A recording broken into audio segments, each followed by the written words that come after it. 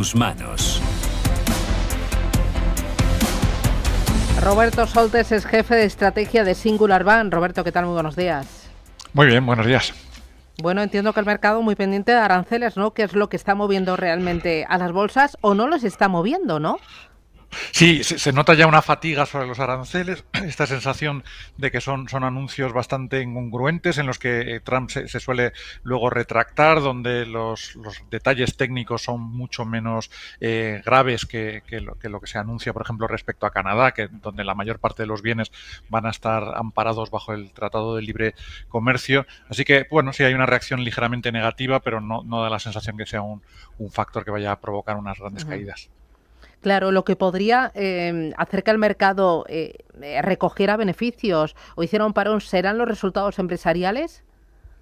Los resultados empresariales probablemente van a sorprender positivamente de nuevo. En Estados Unidos el listón está muy bajo después de los recortes que hizo el consenso en abril y mayo, así que estamos esperando una sorpresa positiva. Los resultados por sí solos no deberían de ser el catalizador de una corrección. Será más importante lo que digan las compañías, las guías que den respecto a los próximos trimestres y que nos dicen respecto a los posibles impactos de los aranceles o de los movimientos de las divisas y las materias primas. ¿Y ahí esperas que vaya por barrios, por sectores? Sí, la situación es muy desigual, ¿no? Seguimos teniendo pues problemas en el sector automovilístico, en el sector de consumo, sobre todo en la parte de lujo. La tecnología va a seguir yendo como un tiro. Los efectos de los aranceles van a tardar en notarse porque estamos todavía en un proceso de reestocaje. Los pedidos, la producción ha sido relativamente elevada, incluso los impactos en la inflación tardarán en verse. Lo mismo respecto a las divisas. ¿Cómo lo está haciendo el mercado de bonos, tanto en Estados Unidos como en Europa? Porque también estoy viendo como una reacción mucho más contenida. Hubo hace un par de meses bastante tensión con ese bono americano de 10 años rozando el 4,5%, pero ahora parece que ni el plan fiscal de Trump, ni el tema arancelario, ni el posible efecto de la inflación está afectando a los bonos. No sé si parecen un poco adormilados. Sí, es buena noticia, ¿no? Que las primas de riesgo, la prima temporal de la deuda americana no haya subido más después de la aprobación de ese paquete fiscal. También hay que tener en cuenta que tenemos la expectativa de una Reserva Federal que bajará los tipos en algún momento en los próximos meses y eso tira hacia abajo de la curva. Así que es muy buena noticia por ese lado y mejor aún en el crédito corporativo, donde los diferenciales han vuelto a mínimos y ahí se nota que las empresas siguen mejorando su solvencia. Claro, sin embargo, sí que me contaban que aquí en Europa lo que es la deuda gala se ha incrementado en rentabilidad los plazos largos, incluso por encima de la deuda italiana, algo que no es habitual, que hay miedo por el alto endeudamiento que está asumiendo Francia.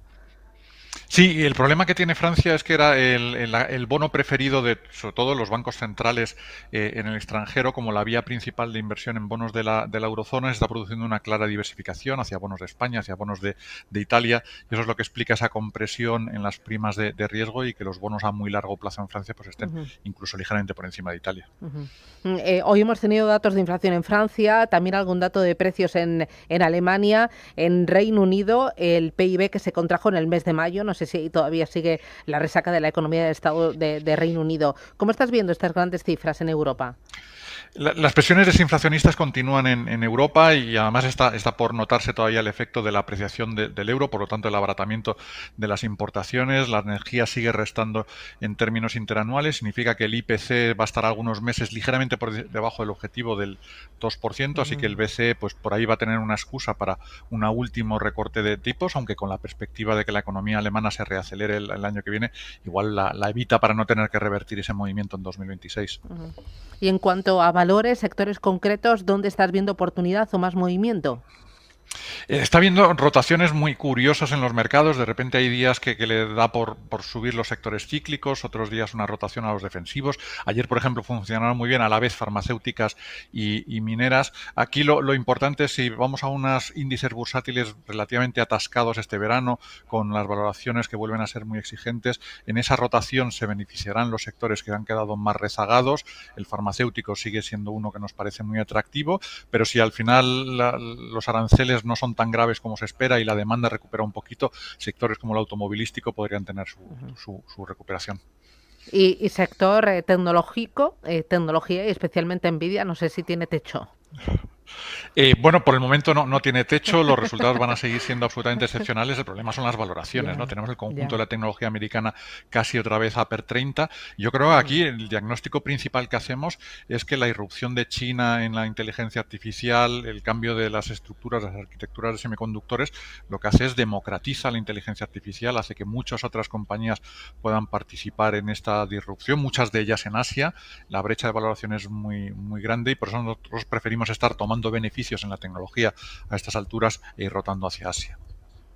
¿hacia Asia y ahí en Asia sectores concretos o Sí, simplemente índices? tecnología, sectores de crecimiento. Tenemos todo el ecosistema de semiconductores, no solo en Taiwán, sino también en China y en Corea y Japón y otras compañías de comunicaciones o de consumo discrecional, que son esas grandes plataformas de Internet que están en múltiplos muchísimo más confortables que los estadounidenses. Ujú. Y si miramos grandes frente a pequeñas o value frente a growth, ¿qué está y qué puede funcionar mejor en el segundo tramo del año? Pues por el momento, si miramos el relativo, el growth sigue prácticamente en máximos históricos respecto al value, así que si se produce esa rotación que beneficia a farmacéuticas, a eléctricas o a consumo discrecional, el value puede hacerlo un poquito mejor. El problema es que no se dan las condiciones que típicamente impulsan con fuerza tanto al value como a las pequeñas compañías, que son una aceleración económica, una relajación de las condiciones de financiación, una fortaleza del dólar o una revisión al alza de las estimaciones de beneficios empresariales. Así que, bueno, preferimos claramente las small caps en Europa frente a Estados Unidos, pero no tenemos una apuesta demasiado agresiva al respecto hasta que no veamos que efectivamente economías como la alemana Ujú. empiezan a recuperar el pulso. Oye, ya lo último, BBVA, Sabadell, desde Europa le han tirado de las orejas al gobierno español por interferir en esta operación o al menos sí, intentar poner algún freno. ¿Cómo y cuándo crees que va a terminar esto? Bueno, pues el BBV en algún momento tendrá que endulzar, aunque sea mínimamente, Sí. la oferta, acometer la OPA, ver qué participación obtiene, probablemente quedarse con la que tenga y esperar unas mejores condiciones regulatorias para poder acometer una fusión integral. Pero la sensación es que la operación va a ir hacia adelante y con unas condiciones un poquito mejores para los accionistas de Sabadell, Mm. aunque eso ya está recogido en la cotización. Bueno, está bonito el mercado, con cierta fatiga, ¿no? Como tenemos todo, pero está bonita. Interesante porque los fundamentales empresariales no hacen más que mejorar y es una subida que está siendo muy heterogénea. Por lo tanto, siempre hay oportunidades, siempre hay sectores, valores rezagados, hay operaciones corporativas.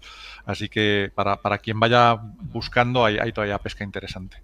Bueno, pues Roberto Soltes, muchísimas gracias por estas claves, ese análisis y que tengas buen fin de semana. Descansa. Igualmente, muchas gracias. Adiós, chao, chao.